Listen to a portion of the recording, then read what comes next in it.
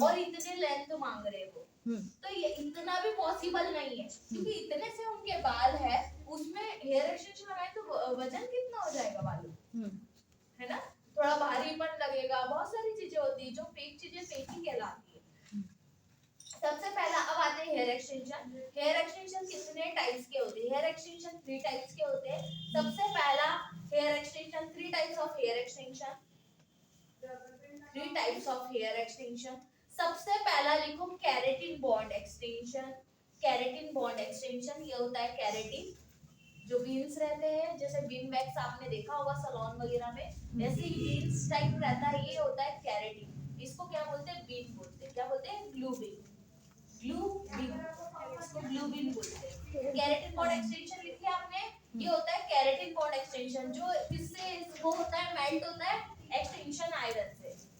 जो glue iron होती है, एक्सटेंशन आयरन, इससे मेल्ट होके फिर वो हेयर पे लगता है, लेकिन ये अच्छा नहीं होता। इसलिए नहीं होता है। हाँ जी, येलो वाले बॉक्स में देखो क्या बोलते हैं, glue beans. Keratin bond extension. हाँ, केराटिन बॉन्ड एक्सटेंशन, इसमें ग्लू बीन्स यूज होते हैं, अलग अलग बीन्स होते हैं, और एक और होता है स्मॉल बीन्स। ये स्मॉल बीन्स होते हैं, मतलब ये जो है ना, ये ग्लू बीन्स, ये वाला है ना, कम से कम एक एक उसमें कम से कम 2 हेयर लगा सकता है, लेकिन इसमें कम से कम 4 से 5 इसमें वो वर्क करेगा, मतलब इसका एक बीट्स और इसके 4 बीट्स। क्लियर है? ये जो स्मॉल वाले रहते हैं, जैसे किसी किसी को एकदम इतना ज्यादा ग्लू स्टक नहीं कर पाते, तो वो पूरा क्या कर देते हैं, पूरा मैसी मैसी सा कर देते हैं, ये छोटे छोटे बीन्स निकले, तो ये सेम है बीन वाला। तो ये जो आपके ये जो है बीन, जैसे बीन वैक्स देखा है आपने, सेम एज इट इज ये वैसे ही होते हैं, मेल्ट करने के बाद ये एज इट इज होते हैं, लेकिन बीन वैक्स और ये एकदम डिफरेंट है। ठीक है, अगर आप सोचो कि बीन वैक्स इसमें ले ले, तो वो पॉसिबल नहीं है। बीन वैक्स कभी भी मतलब सूखने के बाद वो पूरा वैसे सीमेंट नहीं बनता, ये पूरा सीमेंट बनता है। अब ये इसलिए अच्छे नहीं होते हैं, क्योंकि देखो अब ये रहता है ग्लू बीन, ठीक है, इतना क्लियर है। केराटिन बॉन्ड क्या होता है? जिसमें ग्लू बीन्स यूज होते हैं और एक्सटेंशन आयरन यूज होती है। अब ये इसलिए अच्छे नहीं है, क्योंकि जब आप हेयर एक्सटेंशन करते हो, जैसे मान लो मैंने हेयर एक्सटेंशन करवाया, ये जो ग्लू बीन्स है ना, ये कम से कम 80 से जैसे 100 में से 30 या 40% हेयर को ये क्या कर देता है? डैमेज कर देता है। पता है क्यों? जैसे मैंने इतना सेक्शन लिया मेरे हेयर का, मैंने इतना सेक्शन लिया, मुझे इतने सेक्शन में ही करना है, लेकिन देखो अब अपना पूरा हेयर रहता है, ठीक है, अगर मैंने इसमें ग्लू लगाया, ग्लू लगाने के बाद मैंने साइड साइड में जो हेयर थे, जो फ्रीजी हेयर रहते हैं, वो भी वो ग्लू में आ गए। अब वो ग्लू से निकल तो नहीं सकते, तो वो डैमेज हो जाते हैं। क्या हो जाते हैं? डैमेज। अब वो ग्लू इतना खतरनाक वाला निकलता भी नहीं है, ठीक है, ये जो सीमेंट ग्लू हो है इसका जाता है। नहीं निकलता है एज इट इज, ये बहुत मतलब खींचना पड़ता है, उसके बाद निकलता है, जब तक इसमें ये केमिकल नहीं लगता। ओके। ठीक है, तो ये केमिकल भी लगाने के बाद, केमिकल लगाने के बाद भी वो आपको ऐसे मसाज करनी पड़ती 5 मिनट तक, तब जाके वो हेयर को लूज होके फिर वो निकलता है। अगर फिर भी नहीं निकलता है, तो सिल्वर फॉइल, जो एल्युमिनियम की फॉइल रहती है, उसको रैप करने के बाद वो निकलता है। इसलिए वो डैमेज करता है आपके रियल हेयर को, क्योंकि देखो अब जब इतना डिफिकल्टी हो रहा है हेयर वगैरह में, फिर भी अपन नहीं कर रहे, तो वो एक डिफिकल्टी कहलाता है ना। लेकिन जब आप एक्सटेंशन लगाते हो, करते हो, उसके बावजूद भी वो साइड साइड के हेयर को क्या कर देता है? डैमेज कर देता है। तो डैमेज करने के लिए इसलिए वो यूजफुल नहीं होता। अभी गलती से मान लो आपकी ये जो आयरन है गलती से ऐसी हो गई, तो मतलब इधर भी आपका ग्लू लग गया, तो वो इजीली नहीं निकलता है, तो वो डैमेज करता है हेयर को। ठीक है, अब नो डाउट, अब हेयर की ग्रोथ अपन बोलते हैं कि मैम हेयर की ग्रोथ होती है, जी हाँ बिल्कुल होती है। जैसे आप नेल एक्सटेंशन करवाते हो, नेल एक्सटेंशन आगे बढ़ते जाते हैं, तो वो नेल्स भी बढ़ते हैं, तो लेकिन अपने को नेचुरल, जब अपन रियल नेल जब बढ़ाते हैं ना, तब बढ़ते नहीं है। जब आप एक्सटेंशन करते हो या कुछ चीज करते हो, तो आपको एक एक चीज फील होती है, क्योंकि वो बढ़ते हैं, ग्रो करते हैं, आपको एक एक चीज। तो एक्सटेंशन में भी सेम एज इट इज, जैसे मैंने यहाँ एक्सटेंशन करवाया है, तो वो कुछ टाइम बाद 1 मंथ बाद थोड़ा सा नीचे आ जाता है, ऑटोमेटिक आता है। अगर मैंने ग्रिपिंग यहाँ लगाई, तो वो ग्रिपिंग थोड़ी नीचे हो जाएगी। क्यों होगी? जब आपकी हेयर की ग्रोथ होगी। अपने को नहीं समझ में आता है कि मेरी हेयर की ग्रोथ हो रही है या नहीं हो रही है, लेकिन वो होती है, एक्चुअल में होती है। हेयर की जो ग्रोथ होती है बहुत कम इंचेस में होती है, लेकिन वो जरूर होती है। अब आते हैं किसी किसी के बहुत ज्यादा फ्रीजी हेयर होते हैं, तो अगर आप सोचोगे कि स्ट्रेट हेयर, केराटिन हेयर, अगर आप करते हो केमिकल वाले हेयर पे भी मोस्टली प्रॉब्लम केमिकल वाले हेयर पर ही एक्सटेंशन होता है। अगर आप सोचोगे मेडिकल वाले हेयर एक्सटेंशन पे करोगे, तो नहीं होगा, आपको पहले इसका पूरा रिजल्ट ढूंढना पड़ेगा। जैसे मेडिकल वाले जो हेयर है, पहले आपको उसको 100% स्ट्रेट करना पड़ेगा हाँ और फिर सही ही है। उसके ऊपर एक्सटेंशन एक्सटेंशन लगा पाओगे। आप डायरेक्ट इस पे लगा ही नहीं सकते। ऐसी स्ट्रिप ही नहीं मिलेगी आपको, हाँ है ना। हाँ। और रियल ह्यूमन बीइंग के हेयर से ही वो हेयर बनते हैं। जैसे आप बोलते हैं ना बाल झड़ते तो इतने महंगे क्यों बिकते हैं, उसकी विग बनती है। इतनी सी स्ट्रिप, लिटरली इतनी सी स्ट्रिप 300 रुपीस की आती है। तो कम से कम 20 से 25 स्ट्रिप एक लेंथ में लगती है। 20 से 25। अगर किसी को और ज्यादा घनापन चाहिए हो तो 35 स्ट्रिप भी लग सकती है। तो 300 को उससे इंटू कर लो। बाकी आपके ग्लू का खर्चा, आपकी मेहनत का खर्चा, सारी चीज जोड़ो तो इतना कॉस्ट निकलता ही है। ओके। अगर आपको बहुत अच्छे से डीलर से अगर बातचीत होती है तो ज्यादा 250 रुपए स्ट्रिप मिलेगा। लेकिन अगर उसमें भी लेंथ बढ़ता है तो उसमें तो अमाउंट लगेगी। और बाकायदा अगर आपको बहुत अच्छा हेयर चाहिए, हाईलाइट्स हेयर चाहिए तो ऑब्वियसली बात है कि वो लगेगा। अगर उसके पहले भी अगर जैसे आप हाईलाइट्स करवाना चाहते हो वो हेयर पे, तो स्ट्रिप के पहले ही लगाने से पहले ही आप हाईलाइट्स कर दो सारे स्ट्रिप पर, तो और ही अच्छा होगा। अब वो डैमेज हेयर का तो कोई सवाल ही नहीं, क्योंकि 3 मंथ तक तो रहता है हेयर एक्सटेंशन, ऑब्वियसली कि रहता ही है 3 मंथ तक। अगर उसका जैसे कि उसका ऐसा कुछ नहीं है कि वो निकल जाएगा या वो हो जाएगा, नहीं, वो क्या होगा लेंथ के अकॉर्डिंग वो नीचे आते जाएगा। तो वो आपको क्या करेगा, इरिटेट करेगा। जैसे नेल्स आगे बढ़ने के बाद बाल अटकते हैं, वैसे ही उसमें कॉम अटकेगा, या मतलब ऐसा वो ऐसी बहुत सारी चीजें बनी जो खुद से ही अपने को निकालनी पड़ती है। अगर मैं 1 साल भी चला लूंगी तो भैया इंसान इतने कंजूस है कि वो 1 साल भी चला ले, लेकिन वो खुद से ही वो कुछ चीजें में ऐसा रहता है कि कुछ ना कुछ डैमेज करता है या कुछ करता है, तो वो अपने को ही ऑब्वियसली बात है कि हाँ। लेकिन हेयर एक्सटेंशन का निकालने का जस्ट उसका हाफ चार्ज है, मतलब 5,000 तो आप निकालने की मान के चलो। वैसे 20,000 तो मैंने बहुत ज्यादा बोल दिया, लेकिन जैसे कम से कम हेयर वाले ही करवाते हैं तो जाता है 20-25 तक तो बजट जाता ही है हेयर एक्सटेंशन में। तो अपने को स्ट्रिप ही कॉस्टली लगती, बाकी तो कुछ नहीं है। बाकी ये भी बहुत महंगे आते हैं, ये भी 1000 रुपए के इतने से भी दिखाते हैं। तो अगर आप प्रॉपर्ली एक्सटेंशन करते हो तो एक बीन पे एक स्ट्रिप लगेगी आराम से, प्रॉपर्ली लगाओगे तो। और ये भी जो केराटिन है, ये माइक्रो रिंग्स, इसका भी बहुत यूजफुल है, ये भी मैं लिखवाऊंगी। तो इतना समझ में आएगा केराटिन बॉन्ड एक्सटेंशन क्या होता है। ये इतना अच्छा नहीं होता। हाँ, सबसे पहली बात वो भी मैं लिखवाऊंगी कि इसको प्रेग्नेंट लेडीज नहीं करते हैं, ठीक है, क्योंकि ये जो है केमिकल, इसका जो केमिकल है जो हेयर एक्सटेंशन रिमूवर, ये प्रेग्नेंट लेडी को यूज है। इसका स्मेल बहुत ज्यादा हार्मफुल होता है, मतलब इसका स्मेल इतना खतरनाक होता है, मतलब इसमें मान लो इतना ग्लू लगा हुआ है, ये पूरा निकाल रहा है एक बार में, तो ये बहुत ज्यादा भयानक होता है। जैसे अपना मोनोमर रहता है वैसे ही रहता है, ठीक है। लेकिन ये बहुत ज्यादा स्मेल करता है। अगर आप हैंड में लगाते हो तो आपकी हालगी कम से कम 1 दिन तक तो स्मेल नहीं जाएगी, इतना भयानक रहता है, ठीक है। तो और उससे भी ज्यादा भयानक रहता है C20 जो हेयर एक्सटेंशन को, इससे पूरा विक निकलता है, नहीं स्किन से जो पूरा विक जो चिपका रहता है, ये स्प्रे कर करके उसको निकाला जाता है। तो स्प्रे कर करके उससे क्या होगा, विक भी निकलता है, मतलब कि हार्मफुल रहता है, ठीक है। तो फिर भी अगर करवा देंगे जैसा भी रहेगा, लेकिन नहीं होता उस पे एक्सटेंशन भी नहीं होगा, उन पे माइक्रो रिंकल है। जैसे किसी को करना भी हो, प्रेग्नेंट वगैरह होते या किसी को करना भी हो, तो वो कैसे होगा, रिंग एक्सटेंशन, तो वो जोन बी से रिंग एक्सटेंशन लगना स्टार्ट होंगे, तो आप उनको कर सकते हो, लेकिन रिमूवल नहीं कर सकते, ठीक है। वो केमिकल बेस्ड रहता है, ठीक है। उसके बाद लिखो, सबसे पहले आपने लिखा केराटिन बॉन्ड एक्सटेंशन, सेकंड है माइक्रो रिंग एक्सटेंशन, और एक होता है tapping hair extension. Micro ring ये होता है, ये रिंग्स होती है और उसमें एक प्लकर यूज होता है, बस और कुछ भी नहीं होता। ये जो प्लकर रहता है पूरा खेल इसका रहता है। अगर रिंग को अपने अपोजिट दबाया है, मतलब ऐसे दबाया है, तो आपको खोलना ऐसे पड़ेगा, इसमें कोई मतलब वो नहीं है। लेकिन सबसे अच्छा बेस्ट एक्सटेंशन अगर फिनिशिंग में जाओगे तो माइक्रो रिंग ही होगा, बहुत ही मतलब बहुत ही इजी। जब आप प्रैक्टिकली करोगे ना डब्बे पर तो और ही अच्छा होगा।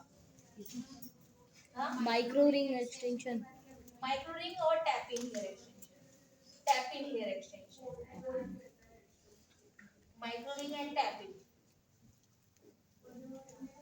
माइक्रो रिंग एक्सटेंशन लिखा। अब होता है टैपिंग। टैपिंग पे जैसे हाइलाइट्स की अमेज़न वगैरह पे मिलती है हाइलाइट्स वाली क्लिप्स वगैरह, तो वो कैसे करते हैं, टक करके लगाते हैं, जैसे कि आपके एक्सटेंशन होता है कर्ल वाले जो लगते हैं, मतलब बिग इन द सेंस कि वो जो नॉर्मल वाले वो रहते हैं उसको बोलते हैं क्लिपिंग या क्लिप ऑन हेयर एक्सटेंशन, मतलब उसका टैपिंग भी बोलते हैं और क्लिप ऑन भी बोलते हैं। इसकी क्लिप्स में बता देती हूँ कैसे रहती है। ये नॉर्मल मैंने क्लिप से ऐसा खोला, नॉर्मल मेरे हेयर पे लगाया, देन मैंने उसको क्या कर दिया, टक। अब इसमें पूरे वो हेयर लगे रहते हैं ना, हाइलाइट्स वाले जो इसीलिए एकदम हाइड करके लगाते हैं, तो वो आपके रहते हैं डैम्पिंग, जैसे हेयर एक्सटेंशन, वो भी जोन में लगता है, वो भी मैं बताऊंगी, ठीक है कैसे करते हैं। लिख लिया आपने? सबसे पहले हेडिंग डालो keratin bond extension product list, keratin bond extension product list.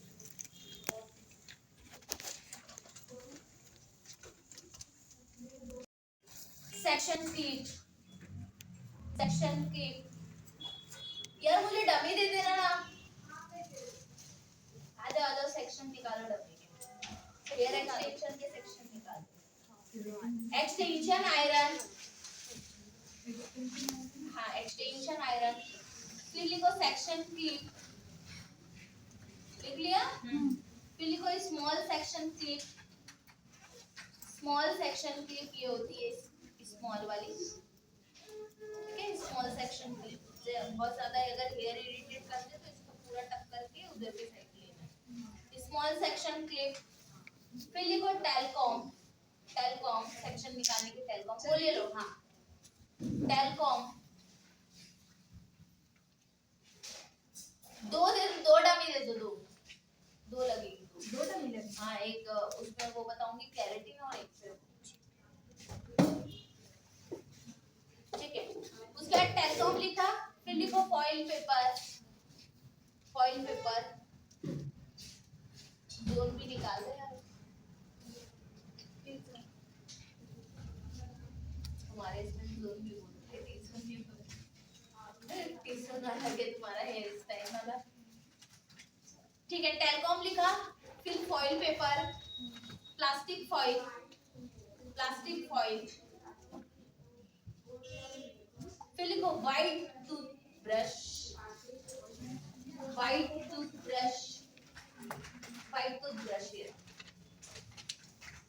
जो क्या होता है, जैसे आप जब भी आप हेयर एक्सटेंशन करते हो, जब भी आप हेयर एक्सटेंशन करते हो ना, तो ये 50% हेयर पे चलता है ना, जैसे 50% हेयर पे, जैसे 100% अपन, जैसे ये मेरा पफ टाइप है, तो मैंने इसको पूरा गड़ा के किया, मतलब एकदम गड़ा के पूरा मेरे स्कैल्प से टच हो रहा है, मतलब ये 100% चल रहा है, और मुझे इसमें क्या करना है, सिर्फ और सिर्फ ऊपर ऊपर करना है, क्या करना है, सिर्फ और सिर्फ ऊपर ऊपर करना है। इंक्वायरी लेना है डियर, यहाँ से स्ट्रेट जाके फर्स्ट लेफ्ट ले लेना, आपको क्या करना है, स्ट्रेट, जैसे कि मैंने एकदम स्कैल्प पे टच हो रहा है, तो ये मेरा 100% hair wax, hair wax and aloe vera gel. Hair wax इसलिए यूज करते हैं, बहुत ज्यादा जब हेयर इरिटेट करते हैं ना, तो एलोवेरा जेल या हेयर वैक्स से पूरा क्या कर देते हैं, चिपका देते हैं, ठीक है। जैसे इधर भी मेरे एक्सटेंशन चल रहा है, अगर हेयर वैक्स और उससे करेंगे, तो आप क्या करोगे, इसमें जेल लगा के इसको क्या कर दोगे, पूरा चिपका दोगे, ठीक है। रिमूवल प्रोसेस लिख लीजिए केराटिन बॉन्ड की, रिमूवल प्रोसेस लिख लीजिए केराटिन बॉन्ड की, लिखो C20 सॉल्वेंट, C20 सॉल्वेंट और C22 solvent, C20 solvent and C22 solvent, C22 solvent, 20 और 22 सॉल्वेंट, C सॉल्वेंट,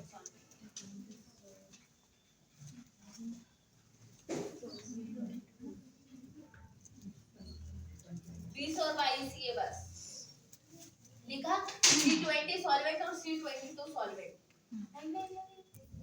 बस छोड़ दो, हाँ बस वही वाला निकालना, ठीक है।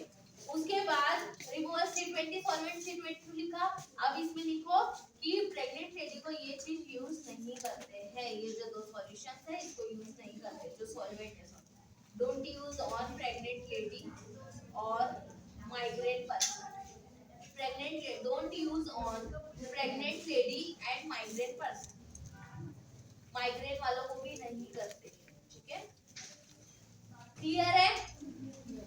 आगे बढ़े, सेकेंड हेडिंग डालो माइक्रो रिंग हेयर एक्सटेंशन, क्या ma'am? Micro ring, micro ring hair extension, सबसे पहले लिखो माइक्रो रिंग्स, बंद हो रही है, होती है रिंग्स, अभी मैं ना आई ड्रॉप लूंगी माइक्रो मेडिकल से, रिंग्स, हाथ ठीक हो गए दोनों? फिर लिखो लूप, हाँ तो ठीक है LOOP loop, LOOP loop, loop LOOP loop. ये लूप का यूज होता है माइक्रो रिंग में, ठीक है।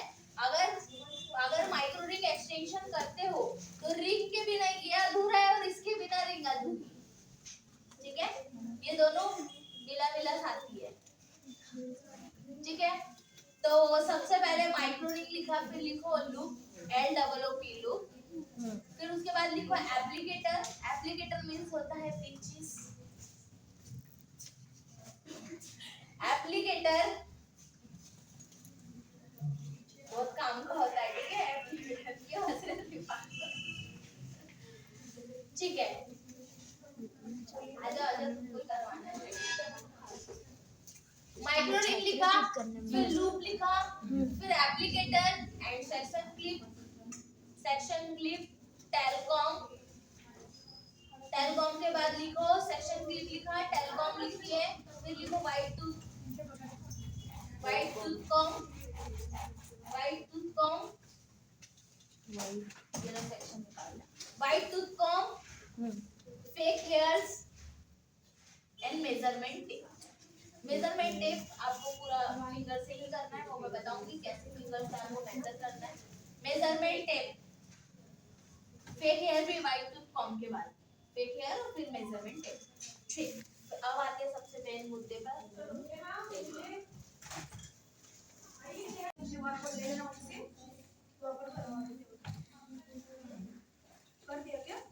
डायरेक्ट एक्सटेंशन क्या कर सकते हो आप, इजीली कर सकते हो। अगर देखो, अगर आपके पास हेयर की लेंथ बहुत बड़ी रहती, कम रहती, छोटी रहती, एस वेव रहते हैं, कर्व रहते हैं, स्ट्रेट, तो आप इसमें डायरेक्ट क्या कर सकते हो, एक्सटेंशन कर सकते हो। लेकिन इसमें और इसमें आपको सबसे पहले आपके बालों को रिपेयर करना पड़ेगा, ठीक है। या आपको केमिकल वर्क लेना पड़ेगा, या आपको परमानेंट स्ट्रेटनिंग करनी पड़ेगी, स्मूथनिंग करनी पड़ेगी, जैसा भी रहेगा आपको सबसे पहले। लेकिन आपको क्या होगा, सबसे पहले